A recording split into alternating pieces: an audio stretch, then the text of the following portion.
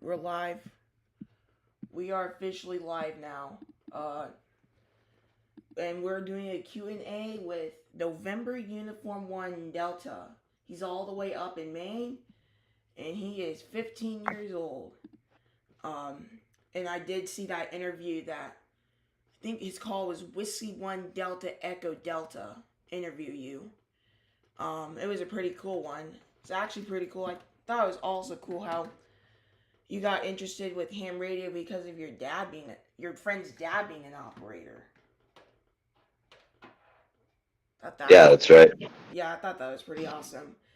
What got me into ham radio was my grandfather. He's an operator. He's been it since 2017, and I didn't actually know about it until he introduced me to it. And he thought, and for years and years and years, for probably about 2 or 3 years, I'd say, he wanted me to be an operator because I like talking, and he thought I'd be a good one. So, and here's me, like a year later, of being an operator, and I am pretty good at it, I could say. Now, the only reason I became a YouTuber operator is because pretty much, it's pretty much because of K5 KAB. He made me want to be a YouTuber, and I'm like, this is awesome. I want to be one too. So decided to make one, and I thought it'd be also pretty cool because it'd be cool to let people know, like I'm 12, and that that'd be cool to show them how like how to I don't know how to explain it, but just showing them how to I don't know what I'm even saying at this point, but just want to be one just because of KB, also known as K5 KAB in Texas. But that's what made me want to be one is because of him to be a YouTuber one. But my grandfather really introduced me to be an operator. Alright. Bam. Okay. Yeah, I'm not thinking correctly because I'm trying to focus on getting the live chat on the stream. Alright, it's working. So if anybody chats in the live chat, it will officially work. Alright, so I'm gonna wait a few minutes for some people to get in. And we should be ready to go. Alright, so we got 2 people in. So that's good already. So that means we're probably gonna get somebody alright. So over here where I am is like 8:21 in the morning. I am just ate breakfast. I had bacon with syrup and eggs. It was a pretty good breakfast.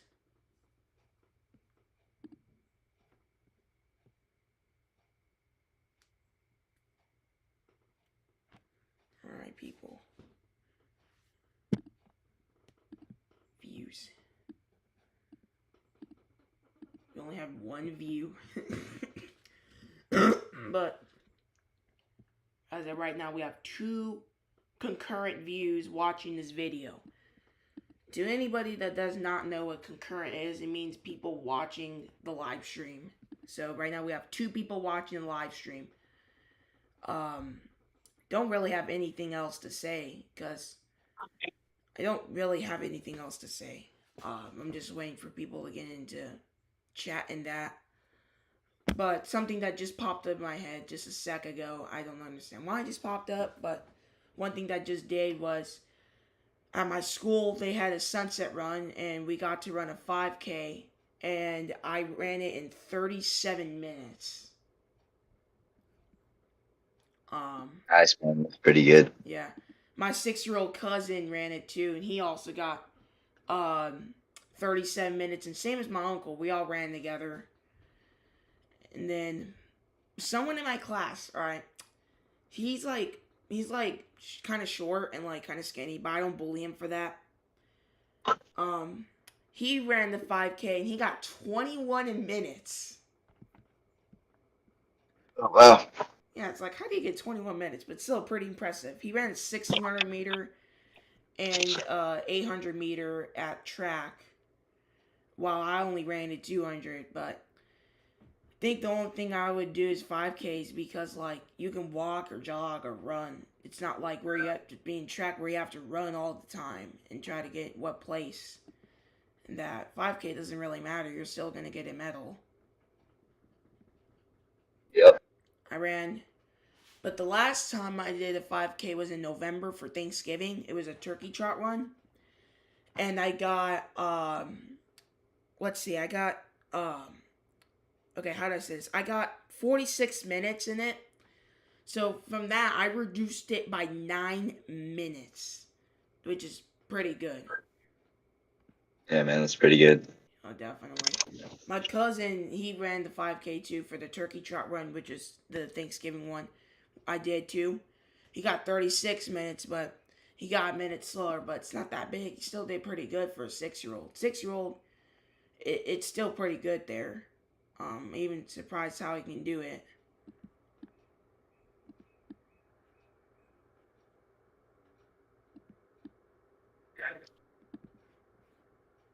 Now, Otis, you said you're doing a Q&A. Are you asking me questions, or what's your plan? I'm just waiting people to come in so that we can just so that people can ask questions, but so far nobody's in the chat right now, so I'm just saying stuff. Plus, I feel like everything that Whiskey 1 Delta Echo Delta said was pretty much answered right there.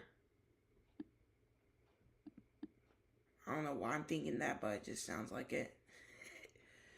So I learned this cool thing in OBS that basically you can just add something in there and it'll just pop in. Alright guys, 3 viewers. Come on guys.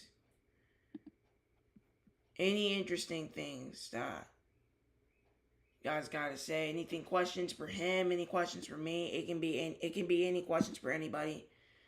It doesn't matter who. It can just be any type of questions related to ham radio. Nothing, just nothing related like off topic. But I can take some maybe off topics, but just anything related to ham radio is good with me right now. So if anybody has to say anything in the chat, go ahead. I very appreciated it for it. Did a Q&A with Christian, KQ4WQM the other day, and it went as success. It was actually pretty good in fact. So anybody got questions, just tell them in the live chat below, and I will and if it's for me or Seth, you guys, I'll definitely answer it.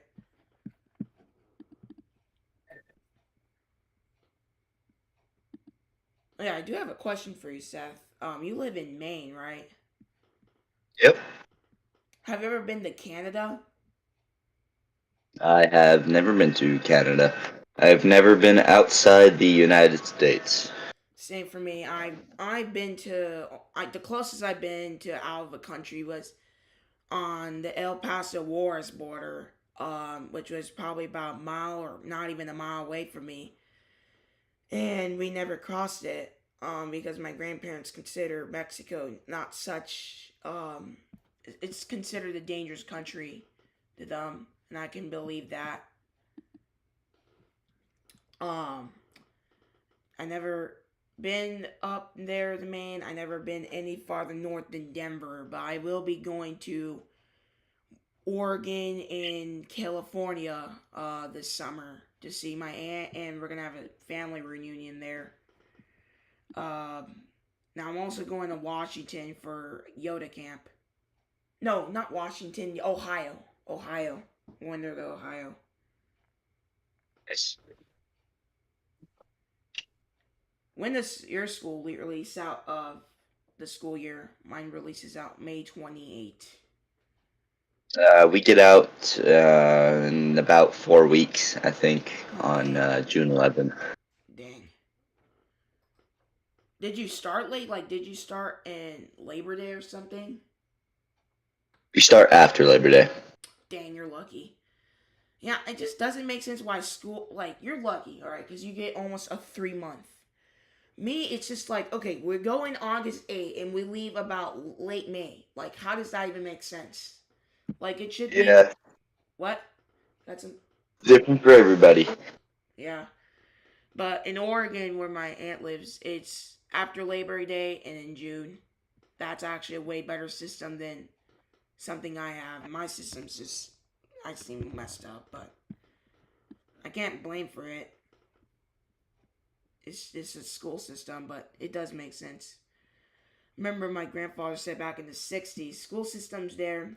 Um, it's about okay. We got somebody in the chat. We got Kevin Kilo Zero Kilo Lima Bravo. Please have Seth tell us more about himself and what is his favorite thing about ham radio. Seth, here, this is for you.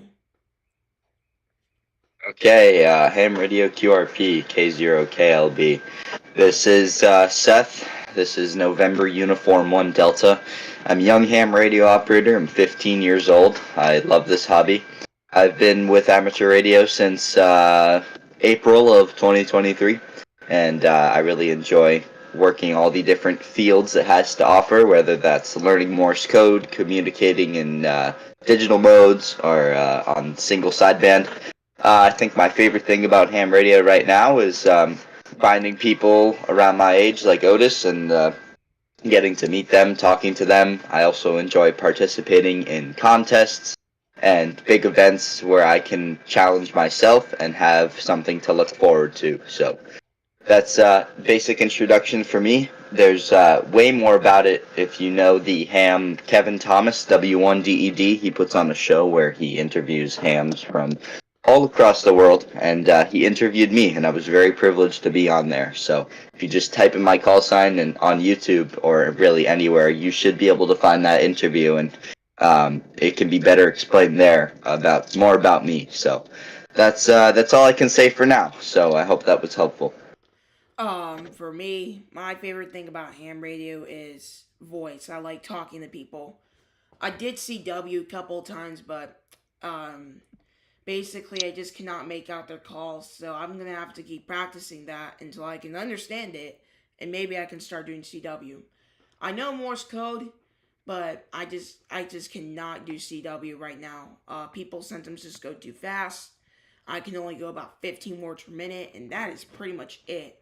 But somebody did DM me on QRZ saying we try to get myself. We were trying to get N2FET to get with me, but I barely learned CW 5 words per minute. So I'm just like, I didn't say anything back, but I was like, all right, I guess that makes sense though. But my favorite thing is voice on it, and same thing as Seth, like knowing new hams, no, not yeah, new hams that came on the air, and young hams like Seth and Christian and KZ4C who's 17, people like that. I think there's somebody where I live who, in fact, I think there's somebody over here who's 8 and is a ham, but I never met that person. But hopefully, um, hopefully I'll get me to that ham, but I'm not sure. Cool thing too, in fact, is that think what I was gonna say. Oh my gosh, this is my problem. My brain remembers and boom, just disappears. So I forgot what I was gonna say. But it was something about ham radio, just exactly forgot. Uh, yeah, that's really all I can say for now. But I have an icon radio for those that don't know, or anybody that's new in the channel. I do have an icon radio, and I know how to use it very well. I know how to put its settings. I know how to change modes. I know how to change bands. I know how to do that type of stuff with my radio. What type of radio do you have, Seth? So I primarily use a Yaesu 897, a little bit of an older radio, but it's quite a package. It works very well, so I can communicate via HF, VHF, and UHF. So That's it's quite a deal here. that's a pretty good radio that you have there. Um, all right, we got I've another got, question for Seth. Cool, thanks. I have seen Kevin's channel. Does Seth participate in POTA, hunting, or activator? yeah, okay. So I have done a Parks on the Air activation A couple times. I've done solo twice, and I've gone with my local club down in southern Maine a couple times. So I enjoy hunting people and activating whenever I can. I typically use 50 watts with my portable radio, which is a Yaesu 857, and a 17-foot whip antenna, which works very well. And yes, I do enjoy partaking in POTA when I can. Um, I've never done POTA in the last 10 months that I have been an operator, but I would love to do POTA. I think it's awesome. I think it'd be cool to do POTA. I think it's probably awesome. I did look around for some POTA parks, and there was a couple probably about 20 minutes away from where I live. And I even saw one in Alabama. So if you don't know, I live in Pensacola, which is right by the Alabama border. There was one in Alabama, which I believe was US 44 something. I think it was like 4416 or something. But I am not exactly sure. Um, so that's my thing. I want to do POTA.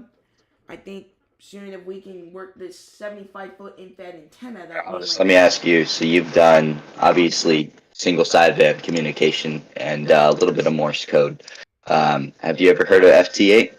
Yes, I heard of FT8. I've done a few FT8s before, so I was kind of dumb at this point, but I wouldn't say dumb, but this was kind of my fault because I didn't know this. Okay, but hopefully I'm not. I won't. I did get in trouble once for this, but I don't. But I'm not gonna do it again There, unless. Otis. Yeah. Seth, did you say something? Hello. Alright. I did do FT as a technician one time by accidental. I got in trouble and it was like me. I need to get my general license, so got that. And I'm officially doing FT8. Not officially, but I got one FT8 contact in the last 2 months. But otherwise, no, it was an FT4. But otherwise, no, I don't really use digital. I prefer single sideband out of all. Can you hear me? Plus, to me, if I do single sideband, it just seems like a big cheat sheet for some time. I don't know why. To me, it sounds like a big cheat sheet. Well, not a big cheat sheet, but just kind of a cheat sheet because you're not even talking. But I prefer, yeah, voice. I got Australia with voice before. I'm sorry, Otis. I think you cut out for like a minute and a half. I could not hear what you were saying until just now. Oh, um, I did do FT4 in the last 8 weeks, and I only got one contact. But I never ever done really digital. I prefer single sideband. Plus, to me, FT8 sometimes seems like cheat sheet a bit because you're not really talking. But there was once when I did actually get Australia on single sideband. So I feel like FTA I really don't need to use as much. Yeah. Well, I enjoy using FT8 because, well, one, it's brand new to me, and I can make a lot of contacts on that, and also a lot of rare countries that I've gotten, such as Japan and China and places in Africa and islands in the middle of the Atlantic Ocean. Some places they're not allowed to use single sideband or voice modes because it's illegal in their country. So that's why I enjoy using FT8 because some rare places can use it, and it's always fun to work a very rare or new place so far away with such a weak signal propagation mode. So that's what I like about FT8. It's new to me. I've only used it for about a month and a half, so I've enjoyed using it quite a bit, and I primarily enjoy using single sideband the most, especially for contests or rare contacts. I think that my farthest contact is Indonesia. So, that's about 10,000 miles away. I worked a guy in Indonesia during the CQWPX contest a couple weeks ago, which was a lot of fun. So. I've gotten over 110 different countries and rare places, and it's been really fun. So getting a new one on my bulletin board of every single country in the world here is always something I look forward to. Roger, Roger. Kevin, has a question for you again. Does Seth have a favorite HF antenna that he feels performs the best for him? You there, Otis? You keep cutting out. Alright, Kevin Kilo Zero Kilo Lima Bravo has a question for you, which is, does Seth have a favorite HF antenna that he feels Hey, performs? Otis, I can't hear you. Oh wait, really? Dang it! Hold up. Wait, hold up. Seth is disconnected. Hold up. Okay, wait. Can you hear me? I can hear you now. Yeah, I'm not sure what happened. Okay. Okay, so Kevin Kilo Zero Kilo Lima Bravo has a question for you, which is, does Seth have a favorite HF antenna that he feels performs the best for him? I would say definitely yes. I'll do wire antenna and vertical antenna. So, for wire antennas, I primarily use a G5 RV, which works absolutely phenomenally. I have it up about 40 feet, and it works fantastic. I cannot even explain how well it works. The first time I got it up, I made about 50 contacts in the first day. And during the CQWPX contest a couple weekends ago, I made 630 contacts in approximately 20 hours, which was a lot of fun. All with 100 watts from my radio and this G5 RV antenna I've got up. Vertical antennas. One of my Elmers has a vertical Challenger Gap DX vertical. It's about 35 feet tall, and it works 80 meters all the way down to 2 meters, and it works very, very well. Verticals are a lot different than horizontal or wire antennas. Um, so you got to figure out how you like it best. For verticals, you might need ground radials, or you have to get a exact length. That's why I kind of like wire antennas, because you can put up a random wire to a circuit board, or however else you find a way to connect your coax to. So, um, yeah. Favorite HF antenna for I'll do wire antennas. It's the G5RV, and vertical antennas. It's the Challenger Gap vertical. That is pretty awesome. Me and my grandfather bought a vertical. We tried to work it out with our icon, but our icon just could not cooperate with it. So until we could get that um, vertical antenna getting not high SWR, because that was the problem. It could have worked, but it had high SWR.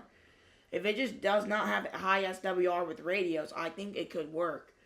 But I think for my Yep. best, I like infeds. I got in St. Lucia. I got in Europe. I got Afghanistan on 10 meters before. I even got in Australia with 20 meters. I can get a lot of stuff with it. One time I went live streaming for the Floridian QSO party, and I have gotten 23 QSOs in 1 hour with that, calling CQ. Yeah, it's pretty good. I've got an NFED too. It's currently on the ground because windstorm knocked it down. So the wire actually snapped, so I had to resolder it, and I'll put it back up at some point. I've had a little trouble with my NFED. It's pretty much the same one you've got there, 130 feet long, approximately 80 to 10 meters. So it works okay. It's my secondary backup antenna. But yeah, I guess NFEDs are okay. I really only used wire antennas for my couple years of operating. I haven't had the chance to set up a ground-mounted vertical quite just yet, but I'm hoping to do something like that this year. And when I heard you say soldering, does anybody help you with your soldering, or do you just do it on Can you your hear own? me? You may have cut out again. Oh frick. But what? Can you hear me now?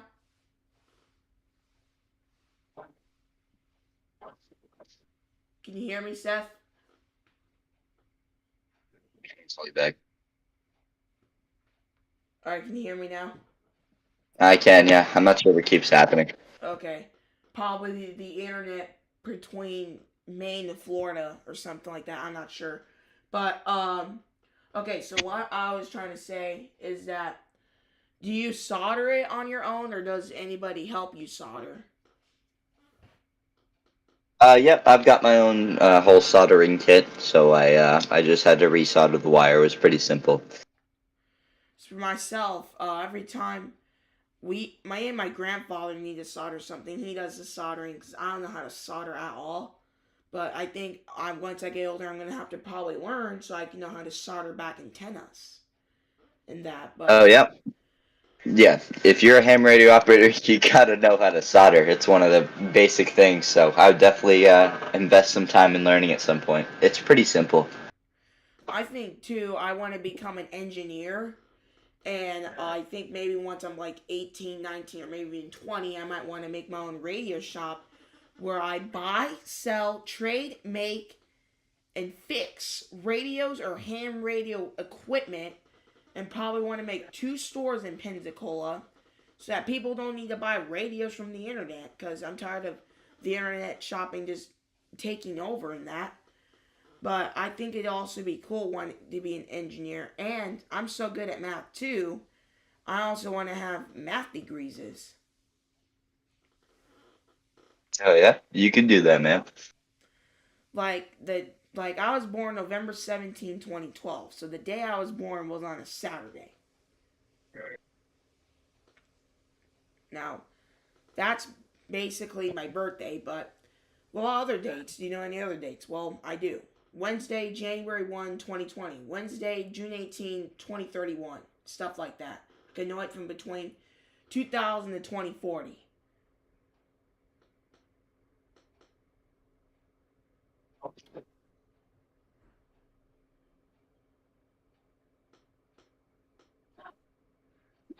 Well, Otis, I might have to head out here. Unless you've got any final questions, I might have to go. But I appreciate you letting me come on here this morning. All right. For anybody left, does anybody have any final questions for us before we have to go? Because I don't have anything to go, but it was very fun talking to you, Seth.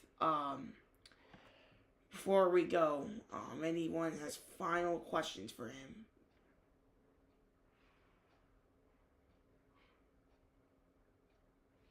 But yeah, I was very appreciative having on you here. It was probably wanted to do this for probably a couple days now. So it's very appreciated to Yeah. see you on here.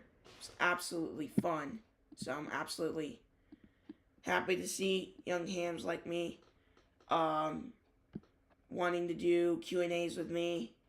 And yeah, it's very fun. And great job, guys. Thanks for the Q&A and enjoy the hobby in 7-3. Kevin. Thanks for your questions, and I'll see you guys later. And 7-3, everybody. This is N2FET Clear, and I might be streaming tonight, but I am not exactly sure. So just be notified for that. And I'll see everyone later in 7-3. This is N2FET Clear.